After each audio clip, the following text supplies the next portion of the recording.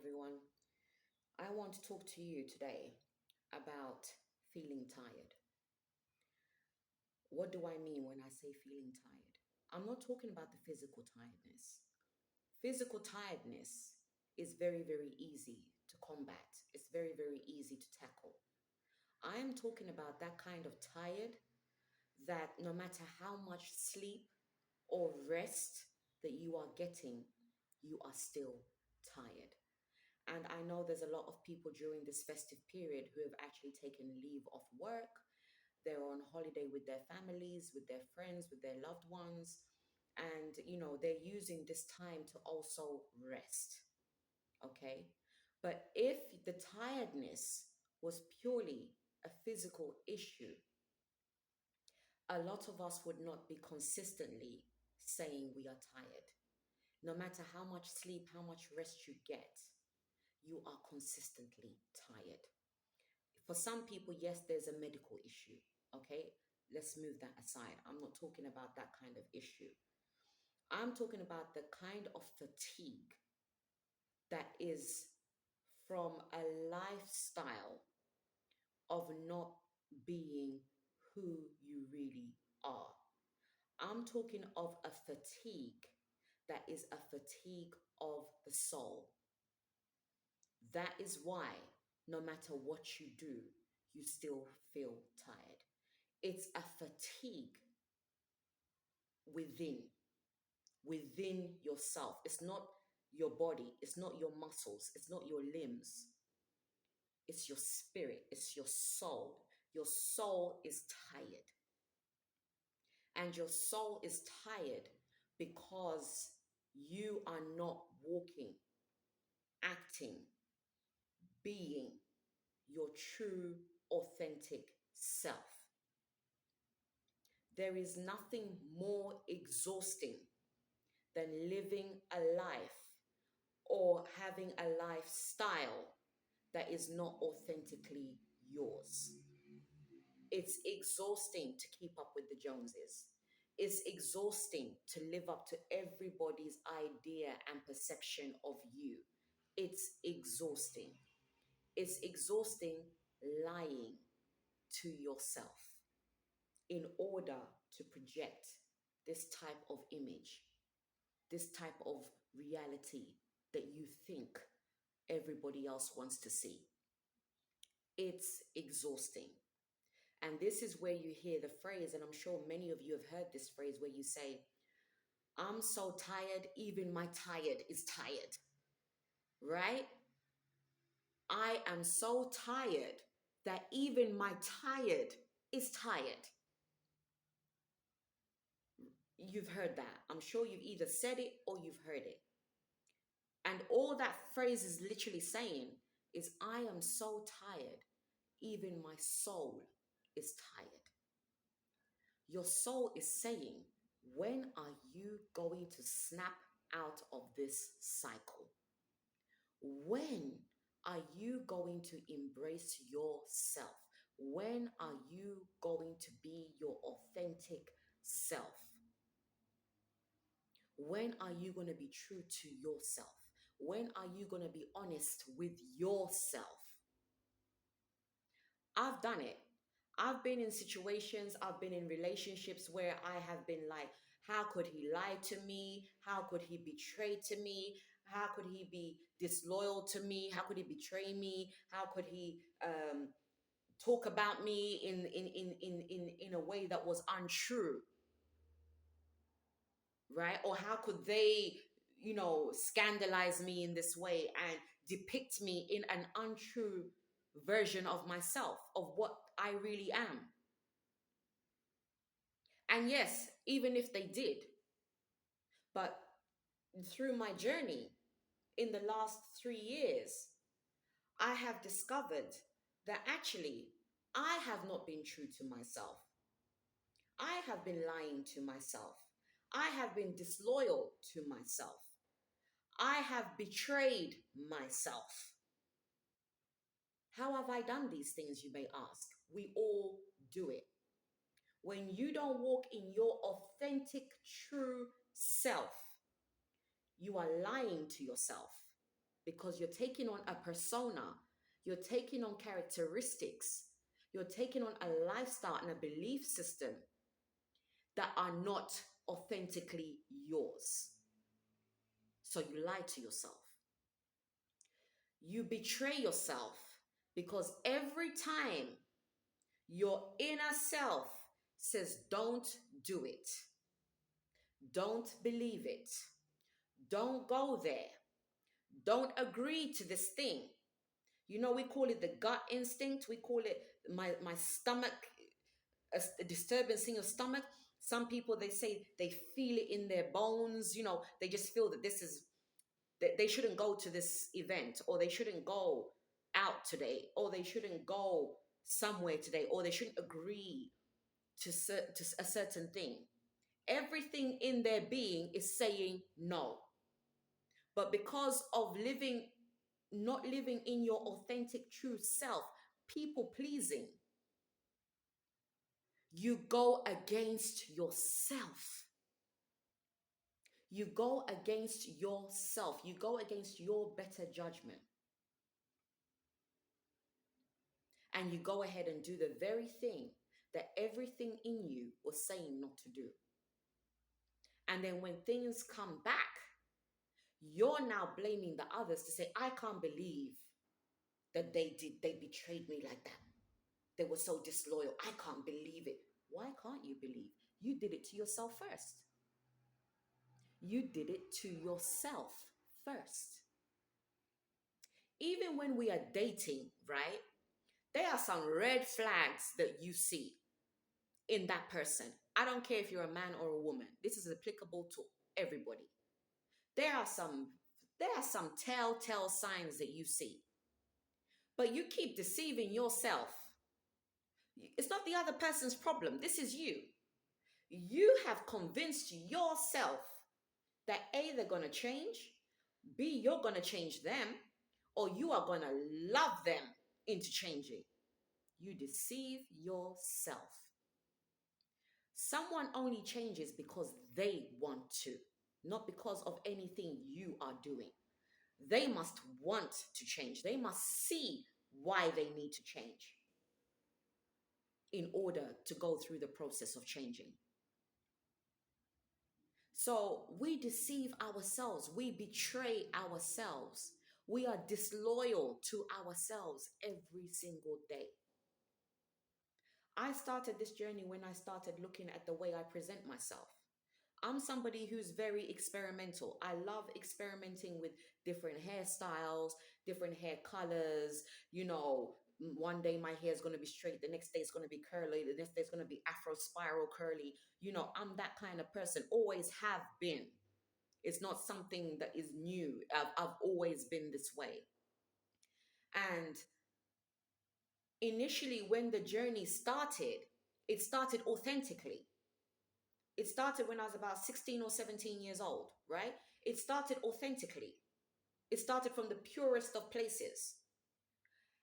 And then as I started getting more involved in socializing with people, in being out there, you know, university and being away from family and all the rest of it, you're now on your own. You're out there in the big bad world on your own, and you want to experiment and see. But then you don't want to experiment with what your inner self is saying. You want to experiment with what everybody else is doing. So you think, oh, because those boots look cute on that girl, they are going to look cute on me. And maybe they do, but the reasoning behind why you want to purchase those boots is the concerning factor. It's not whether you look good. Maybe you do. Maybe you even look better in those boots than the person you saw who had the boots. But it was the reasoning behind why you got the boots in the first place. Were you being authentic to yourself? Or were you genuinely like, I really like those boots. They really resonate with who I am. They really express me. You know, I really like them. Where did you get those boots? You know? But there's a lot of people who are not doing things with that reasoning. They're doing things either to show that they can do it, to show that they have this status, to show that they can afford this designer handbag or these designer boots or whatever, they can have this particular house. They're doing it for all the wrong reasons. So, this is all the things that I am talking about when we're saying we are not truthful to ourselves. We want to portray a certain image to the world that is not true. It's not even you. We want to do things for various reasons. We have every reason under the sun to justify why we do what we do. And none of those reasons are to do with you. None of those things are really to do with you. Consistently in my podcasts or in any of the work that I do, you will hear me talking about it's really all about you. It really is. Society has made us believe that when you focus on yourself, you are selfish. No, you're not. You are actually being kind. You to yourself. You're being kind to yourself. Thus, you are going to be kind to everybody else around you. If you love yourself, if you walk, breathe, talk, and move in love, you are more likely to love other people, irrespective of their isms and schisms. I'm not saying they have to be in your face every single day. I'm not saying that. I'm not saying put yourself in harm's way to demonstrate that you are loved. That's not what I'm saying. What I'm saying is that when you love yourself, you reach a level where you say, your vibrations don't match my vibrations, but I love you anyway. I love you from a distance. I'm not going to judge you. I'm not going to condemn you. This is not about right or wrong. This is not about he said, she said, this happened, that happened. No. This is about me walking in my authentic truth to me. And your vibes and my vibes ain't kicking it, right? It's not happening.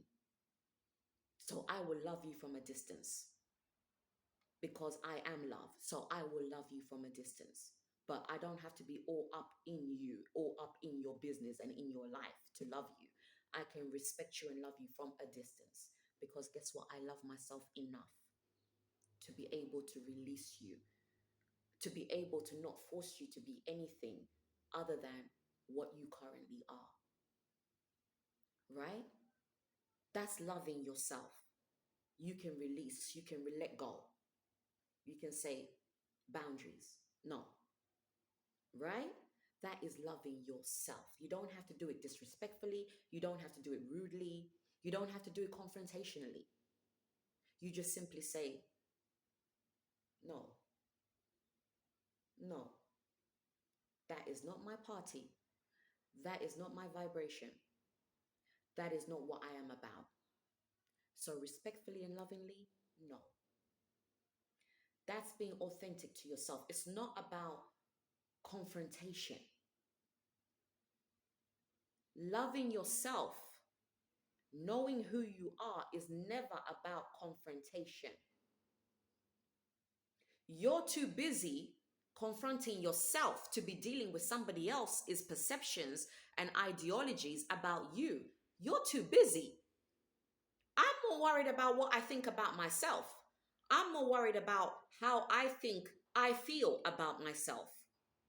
I'm more concerned with that than being concerned with whether you like me or you don't like me, or whether you think I'm good or you think I'm bad. That's not even relevant. Really, if the truth be told, when you slice it and dice it all the way to the nitty-gritty of it, it's not relevant what you think about me. It's not relevant what I think about you. What is relevant is, what do you think about you? This is what matters. This is what matters. Even if you want to flip it and take it to a religious context, religious people believe that when they die, they're going to meet their creator, and the creator is going to judge all their deeds on this earth. They're going to judge what they did right and what they did wrong. There's some truth in that. Okay, I'm not religious, but there's some truth in that, which is We're so concerned about what everybody else is thinking about us and what everybody else is doing. We are forgetting that even on a religious context, it says you are going to face your creator. You, not your partner, not your spouse, not your siblings, not your parents, not your children. You. It's really all about you. And you have to get to a place where you are so tired of living a false sense of self. You are so tired of living a fake reality that you are now willing to embark on that journey of knowing thyself.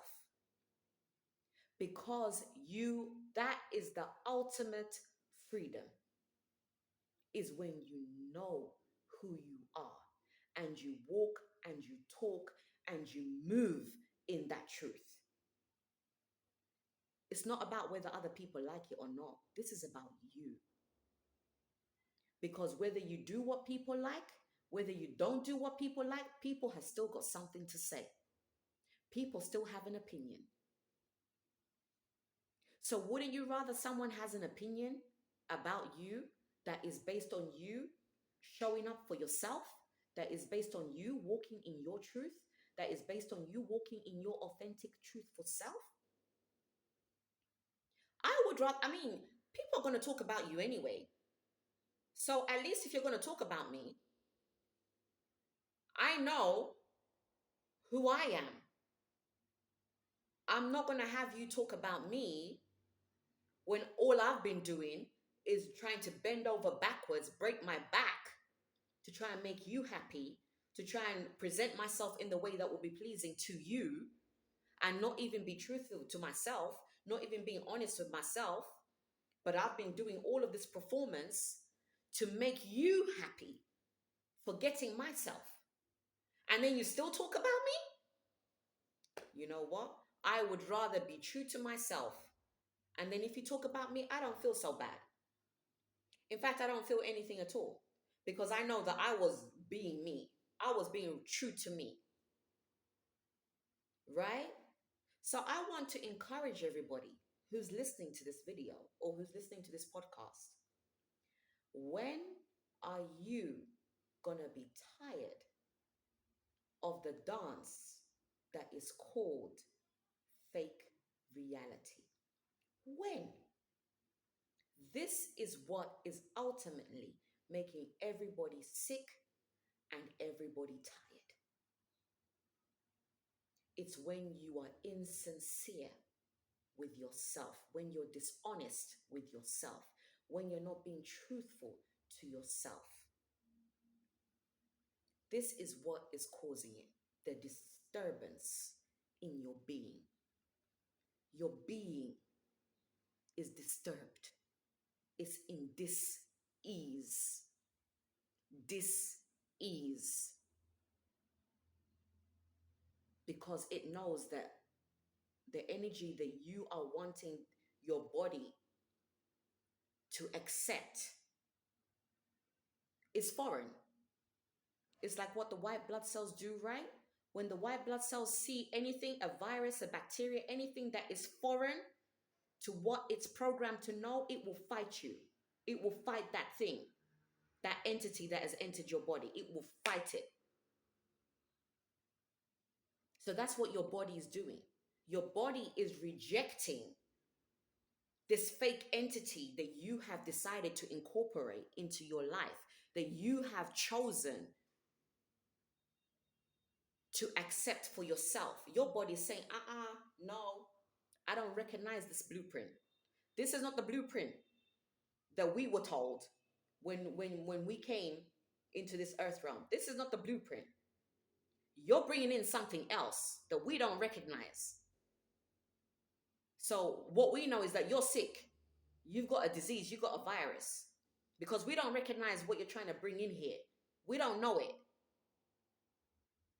So your body starts fighting you because you're trying to incorporate something that is foreign, it's alien to it. And thus you're tired. Thus you sleep, but you don't sleep. You have eyes, but you don't see. You have ears, but you don't hear.